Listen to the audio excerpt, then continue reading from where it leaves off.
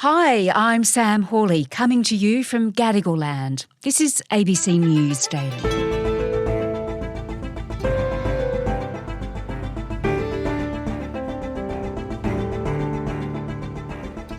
China says it was simply a weather balloon gone astray, but the Pentagon says Beijing was spying. So how many spy balloons are in the air, and could they be watching us? Today, an aerospace engineer and national security expert on what China's up to.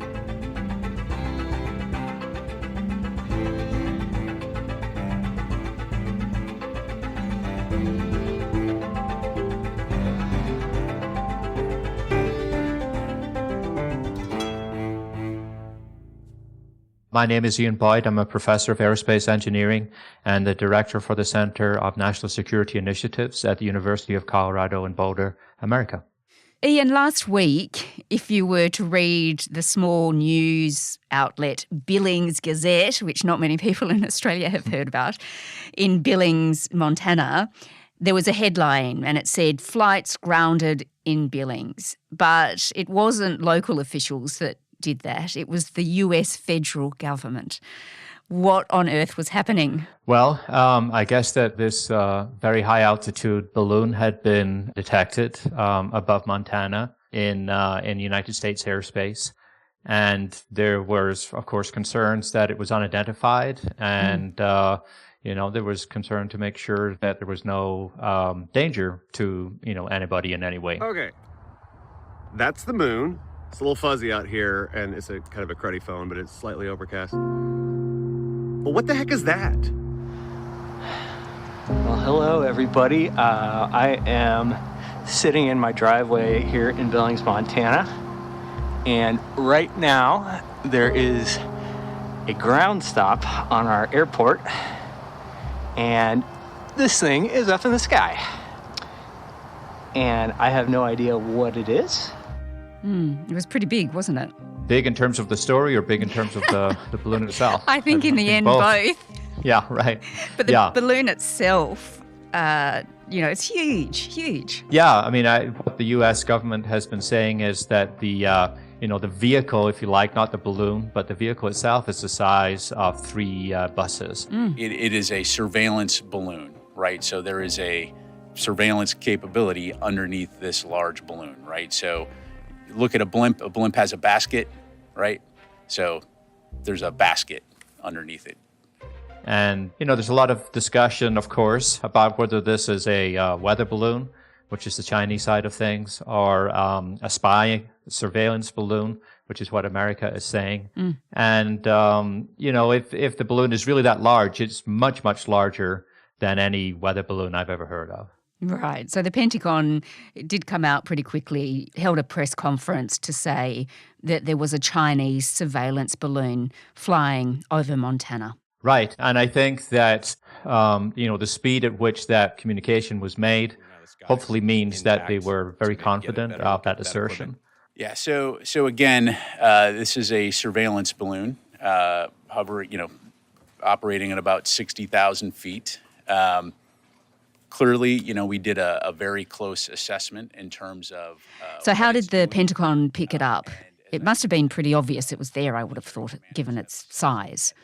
Yes, it seems to have been operating at an altitude of something like 60,000 feet. So when we fly around in airplanes, they're down about 30 to 40,000 feet. So it's flying, higher than airplanes. But like you said, it's so large, and these days there are so many tracking devices out there, for everyday flights as well as for national security considerations. And, that's the region of the country here in Montana where some of the U.S. missile sites are located. So there's plenty of tracking of everything that's flying overhead. So how long was it up in the air before the Pentagon realized it was there? Well, that's not entirely clear. I mean, there was a sighting out in Alaska in the Aleutian Islands.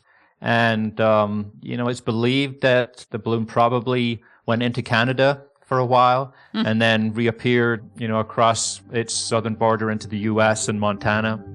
And from there, it headed, eastwards and ended up just over the ocean. Okay, but it's flown over a fair bit of ground before it's been spotted. So just bring me up to speed. What happens next? President Biden, he began speaking about it and he ordered it be shot down. When I was briefed on the balloon, I ordered the Pentagon to shoot it down on Wednesday as soon as possible. So tell me about that, because that sounds rather dramatic. Well, I think, I think it was interesting to see how long it took for that decision to be carried out. I think there was a lot of, here in the US, a lot of pressure to shoot it down right away. It's kind of a national prestige sort of thing. This is all about China testing the American resolve. And unfortunately, the president failed that test. But actually, I think, to let it play out as they have done, this has been such a big story on the international stage.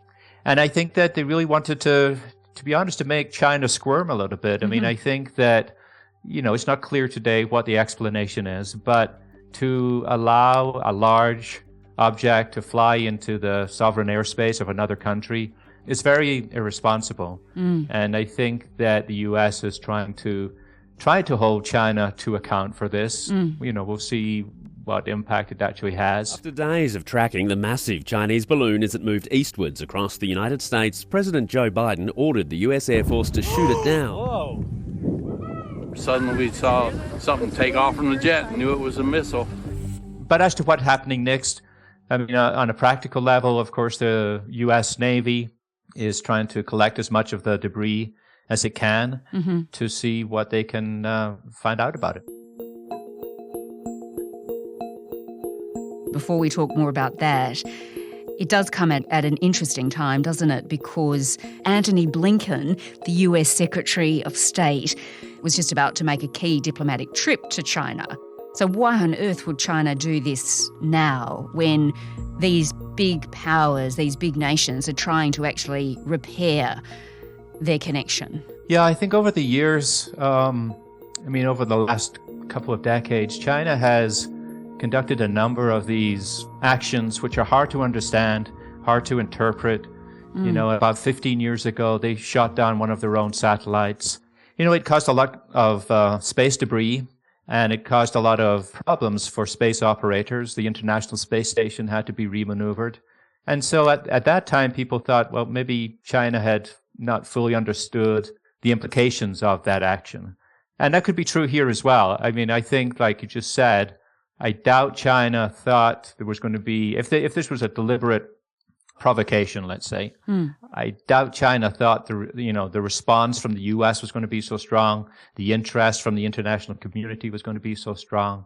So that's one possible explanation, a miscalculation. It could be that this is some kind of experimental balloon, and they did lose, they lost control of it.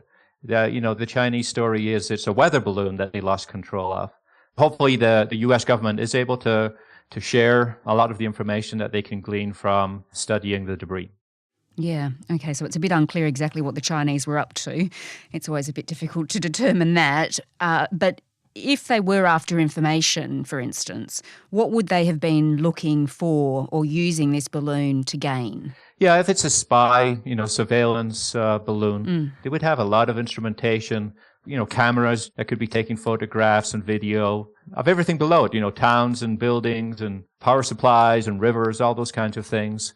Another thing they probably are doing is using different parts of what we call the electromagnetic spectrum. So when we use our eyes to see, that's what we call the visible part of the spectrum. But if you use other parts, you can see other things. So if you use infrared, you can see at night in the dark. And then there's other parts of the spectrum, something called the radio frequency bands, that is kind of like radar, so you can bounce beams off of surfaces and make out what they are. So they'll have a range of different instruments that can be used during the day, in daylight, at night, if there's clouds. And then what you do is you kind of piece together all these different images to provide information. And what, they'd be looking to steal secret information from the US, military information? What are they after?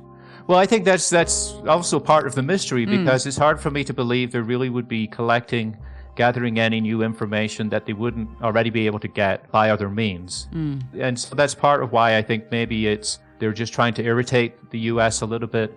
It's all part of what makes it such an interesting story. By other means of gathering that sort of information, I guess you mean things like satellites. Yeah, exactly, yeah. Yeah, I mean, how sophisticated are the Chinese at spying?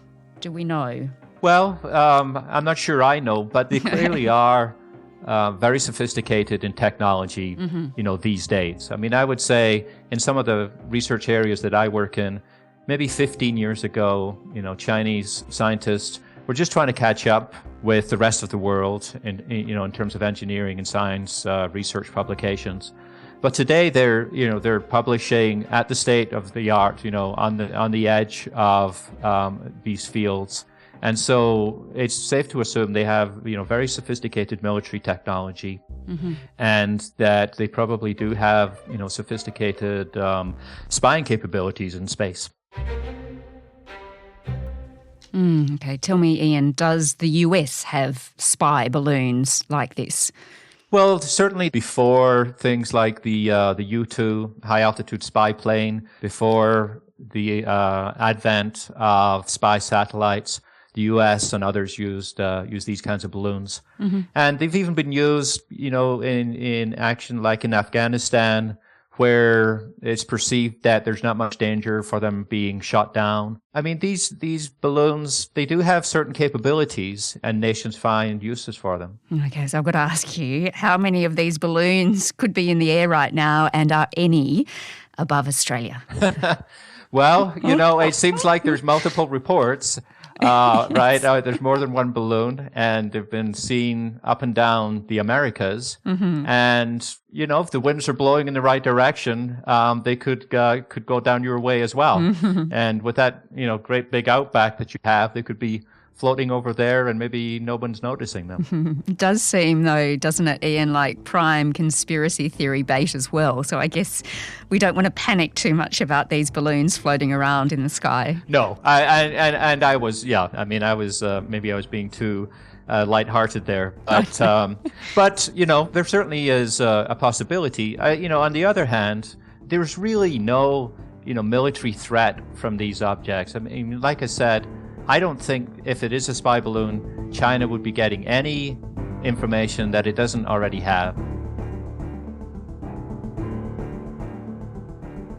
Dr. Ian Boyd is the director of the Centre for National Security Initiatives at the University of Colorado Boulder. The Chinese government has denounced the US decision to down the balloon, saying it was excessive and violates international convention. This episode was produced by Sydney Peed and Chris Dengate, who also did the mix. Our supervising producer is Stephen Smiley. I'm Sam Hawley.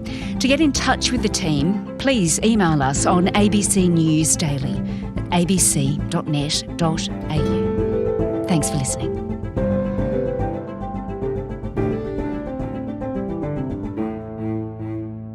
Subscribe to listen to more free podcasts or download the ABC Listen app and stream ad-free.